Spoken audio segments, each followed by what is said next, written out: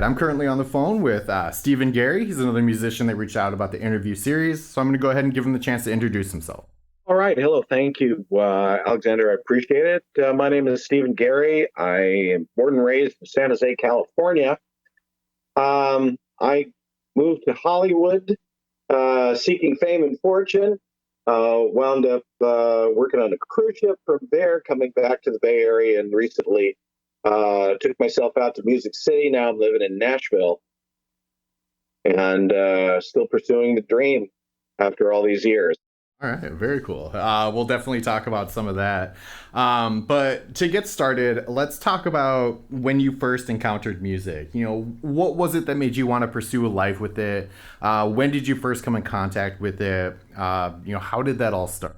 It started really probably at about age 3. My mother tells the story about this. And when I was 2.5, 3 years old, like most kids, I was a holy terror. I was always running around. I never stood still.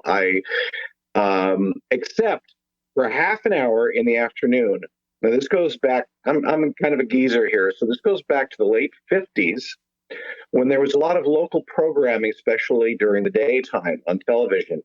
And so, in the middle of the afternoon, in the San Francisco Bay Area, there was this half-hour music program, which was 15 minutes of a classical violinist and 15 minutes of a local folk singer. And so, according to my mother, that was the only moment of the day where she got any peace from me. Is I would sit absolutely transfixed for that half hour, watching the violinist, watching the folk singer. And I still have the little music book that we got from that folk singer. Her name was Weber, and this little booklet with like 5 or 6 little folk songs on it that my mom obviously got me because she saw my interest. So, would you say that your relationship with music kind of started more doing vocals and things like that? Yeah.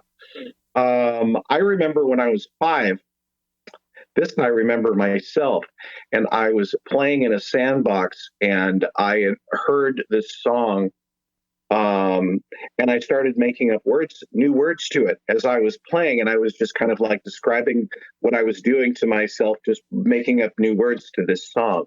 So that's basically the first time I remember singing, and then it just carried on from there into singing in the choir, and then doing musical theater, and then in high school starting to learn popular music and sing. So yeah, I've always been primarily a vocalist. And you mentioned that you did go through choir in school. Did you do any like church choir or anything like that? Was church in your life? Not really. Never got into church choir. I started in junior high in choir there, and then and our choir in the junior high was doing musical theater, and so I wound up doing that, basically starring in all the junior high school musicals. And So tell me about how you began to pursue music kind of after high school. And when did you start picking up an instrument? I got my first guitar when I was 6 years old. My grandfather was got me this little half-sized Spanish guitar, and then when I was 7, I started taking lessons. And after a year, I quit. And this is something that it's a problem in the music field because, or in any field really, if you start trying to give somebody some information without giving them what the purpose is, it's very difficult for a person to then absorb it or even understand why they're telling them this. So at age 8, my music teacher started trying to teach me music theory. And I didn't understand it, and I didn't know why he was talking to me about this stuff, and it didn't make any sense, and I quit. Because I just wanted to play, and I wanted to sing, and I wanted to learn the instrument, and all of that stuff didn't mean anything to me.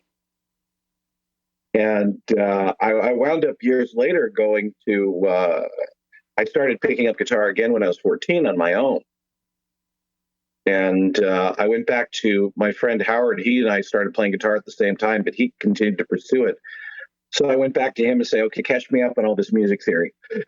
Okay, so eventually you did kind of figure out that you needed it at least a little bit. Yeah, well, I started to understand what it was for. When I was 8, I had no clue. I didn't care. Well, how did he think? Between those two periods of time from when you started playing guitar to eventually kind of learning that you needed theory, were you just learning like popular songs or Just songs in general. I have an incredibly broad spectrum of influences, and this shows up now. I have a repertoire of something on the order of 1,600 songs. Including, it's like, in addition to my own original material, which we haven't even touched on yet. I just learned everything. I loved it all. Like I said, you see that from the beginning with like the folk musician and the classical musician, and then I picked up big band music from my parents. And then when I was 10, I started playing trumpet, and so then I started playing classical music. So I started picking up classical music.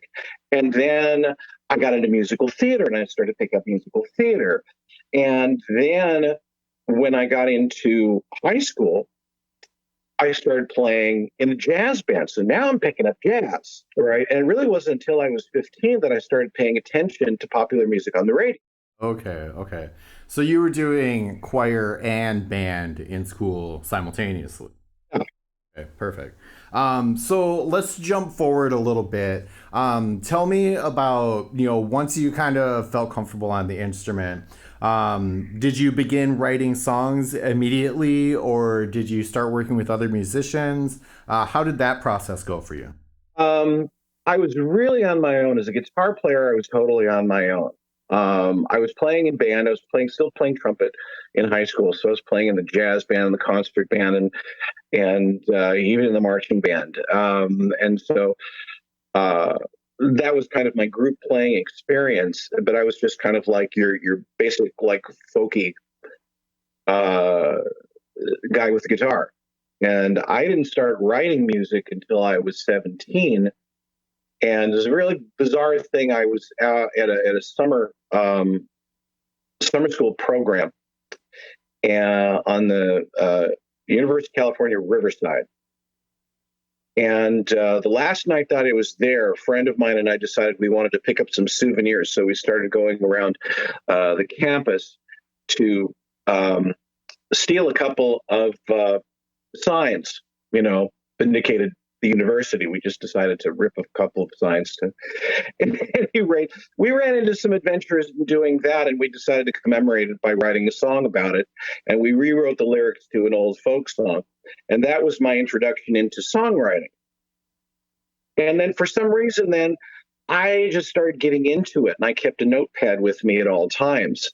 And I started writing down lyrics, and I started writing down songs, and I would spend, uh, most of my senior year in high school then was spent. I would come home, and then I would go into my room, I'd pick up my guitar, I'd play, I'd sing, I'd write. And that's how I got into it. Okay, so it wasn't something that happened after school. You were kind of diving into the writing and creating components of it pretty early on. Yeah. Okay. So let's kind of talk about how that all kind of transitioned into like your early adult life. How did you continue to have music? Was it just you writing on your own, or were you performing with a band or anything? Yeah, I stayed on my own. I didn't get the first band I was in was what a country band that I was in briefly when I was 26. So I didn't do kind of the normal rock and roll thing of working out in the garage with my high school buddies.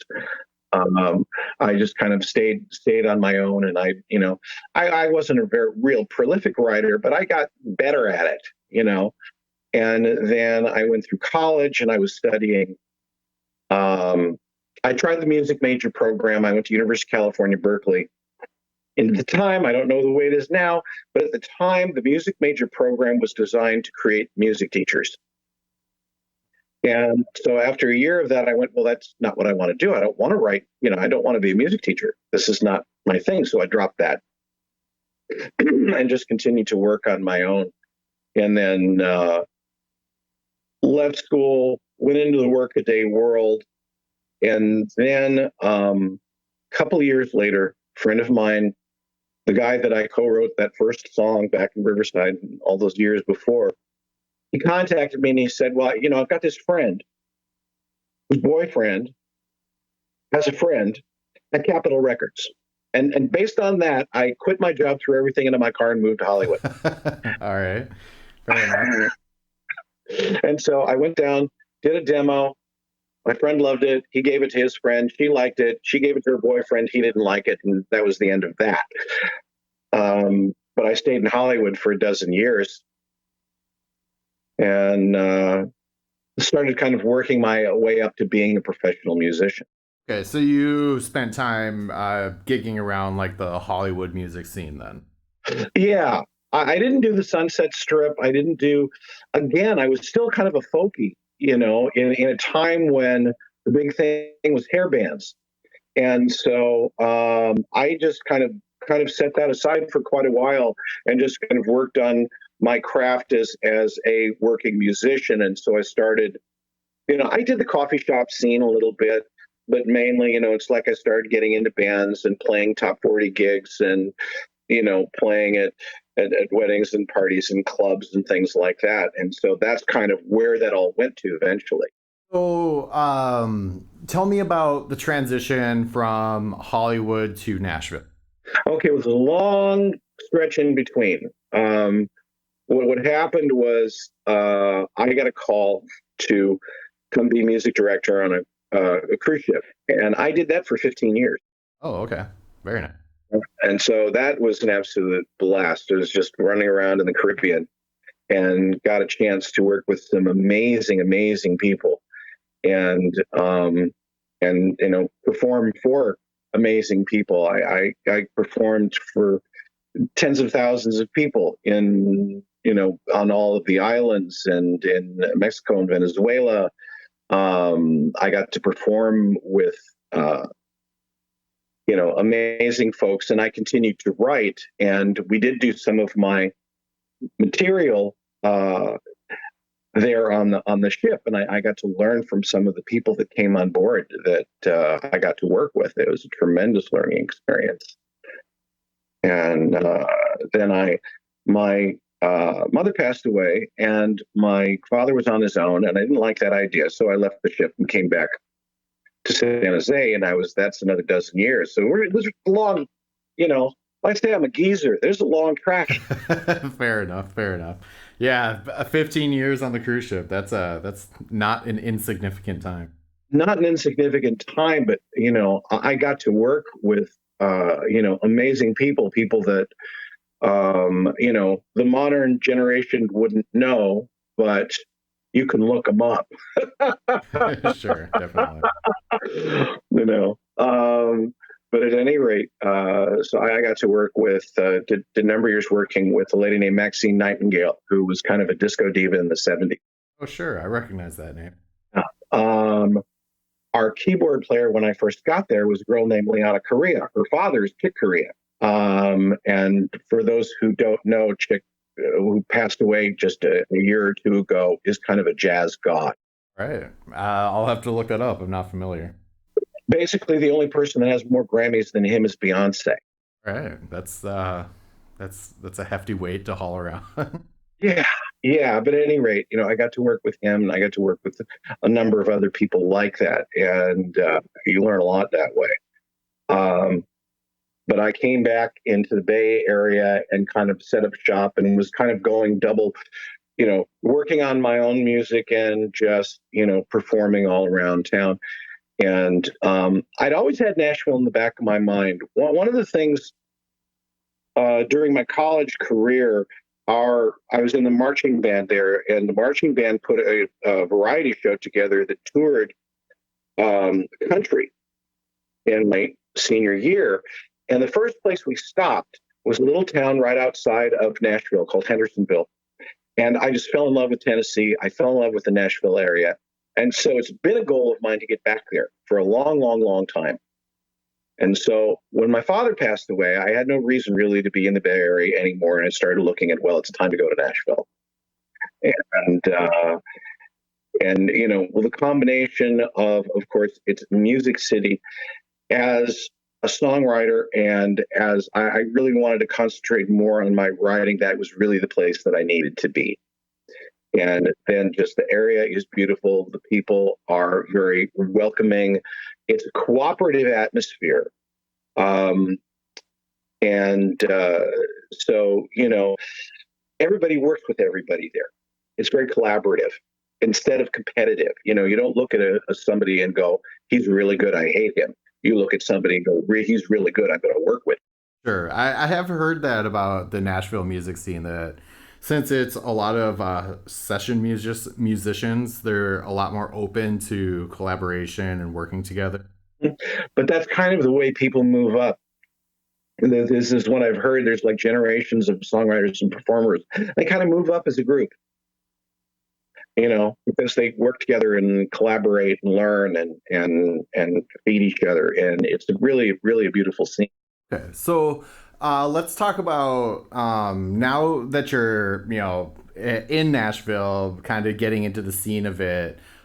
Is that also kind of where your current project came from and stemmed out of, wanting to, contribute to that music scene? Yeah, well, the music industry has changed so dramatically, during the time that I've been around. And it's very much nowadays, with the advent of the internet, it became very much a do-it-yourself enterprise. The almighty record deal is not the thing anymore. I mean, it still exists, but it's not nearly as important as it used to be. It's not the only way to go anymore, by far. There's so many independent artists that are doing well. And so I was working, one of the things that I started doing because it's a collaborative atmosphere is I started doing a lot of co-writing. I really hadn't done any co-writing before I came to Nashville. And partly because it really wasn't my nature, but partly because the talent pool wasn't there. As far as I was concerned, I'd progressed quite a ways. I'd been doing it a long time. It was difficult to find people that would challenge me, or that I didn't feel like I was like dragging them along. So I got to Nashville, and now I've got people that, I want to work with. And I had one writing partner, and we were building up quite a bit of material. And it's like, what are we going to do with it? And so we decided to get together with a friend of mine who's kind of a social media guru. And from that, we decided that what we needed to do was go ahead and form a group and start promoting things in that fashion. So the group that we formed is called Mockingbird Canyon Road. It's an alt country rock band. And we're just beginning to get going. We've done a few shows, and now we're putting together all of the infrastructure, I guess you could say, all the marketing aspects and branding and the social media and stuff. And that's just beginning to get going now. Sure. So are you guys currently in the process of recording like a first album kind of thing? Or are you like picking and choosing the best stuff from all the stuff that you previously written? Yeah, I mean, this is what we did. The first thing we decided to do is we decided to put together a set, like a showcase set, 1 hour show. And so half of it is stuff that we've co-written, and then the other half is the stuff that we've drawn from, what he's done previously, what I've done previously, that fit into the mold that we're working on. One of the problems that I've always had, and the same thing with my partner, his name is Don Panzik, one of the problems that we both have is that we're very kind of eclectic in our writing, so it's like winding up with a blues tune one day and then writing a jazz tune the next day, and the next day it's a reggae tune. And so when people ask me, well, what's your style? I'm like, I have no idea. But the first album that I did was just a guitar and vocal album, and I called it Eclectic Acoustic. Is that because it just genre hops between songs so much? Yeah, exactly. Eclectic is just drawn from many sources. And like I say, it's like you can hear folk and rock and blues and Broadway and reggae and all of the different influences that I've had over my life. Whatever I immerse myself in, that's what I start writing. Sure. And that's what they say. The best writers write what they know. So. Yeah. So it's like, yeah. Well, so tell me about, some of your favorite memories. What kind of stands out to you, from being in the Bay Area and then being on the cruise ship for 15 years and then being in Nashville? What are some of the memories that stand out to you that just keep you motivated and continue to do it? Um, wow. There've been so many. I had tremendous experiences on the ship. I think the first one that stands out, I suppose, is performing with Chick Corea. And it's kind of like, he's up on the top of Mount Everest, and I'm down in Death Valley. As far as talent, and he's just got. I have such tremendous, amazing respect for him, and he was so generous uh, in his acceptance of me on stage with him. You know, and just his communication with me on stage and his granting me, it's like I remember it was like we're doing this song and he points to me, take it, and I'm going to do a solo in front of one of the master improvisation people of all time. And it's like I just kind of froze at first, and he's looking at me and just beaming at me like, "You're great. You're going to be great. This is going to be awesome." And now I can't let him down. It's like, and that generosity of spirit is something that I try to emulate and bring with me to every performance that I do. It changed me dramatically. Um, that was like, say, just a pivotal moment for me in my life. And another one was the opportunity that I had to have different people perform my songs. It's a thrill, you know. It's one thing to perform a song, and it's another to hear for somebody else to go, I think that song is good enough for me to sing.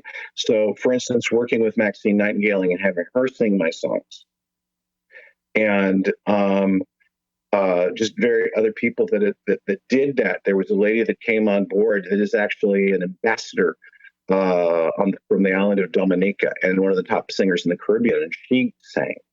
And there was another fellow who is my hero as a songwriter. His name is David Pomerantz.